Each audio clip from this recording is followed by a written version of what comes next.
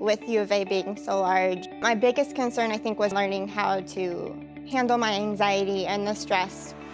My name is Kit.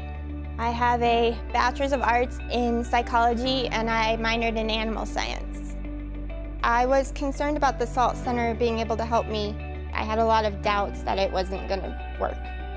The SALT Center stands for Strategic Alternative Learning Techniques, and we've been here for over 30 years.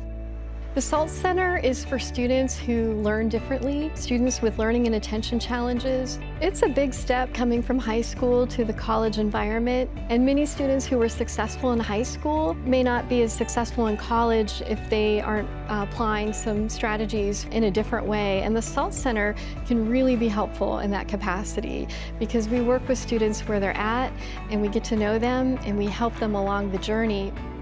Jennifer, she's awesome. She really helped me get through my 3 years here.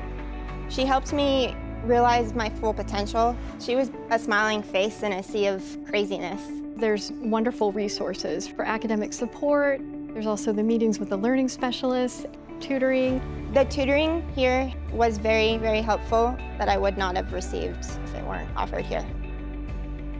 Some of the skills that I've learned through the SALT Center that I've taken over to the Therapeutic Writing Center is the communication skills. Delegating and being able to multitask and be open and available if there's something else that they need.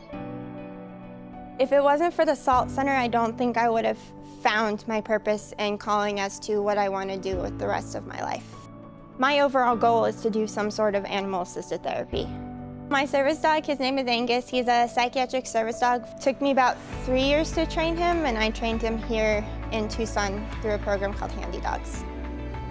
I wanted to go to college, and I've had a lot of people tell me that I can't, and so this was my I can. If SALT wasn't an option for me, I would have graduated, but it would not have been with as much success. And just helping people, I want to give back.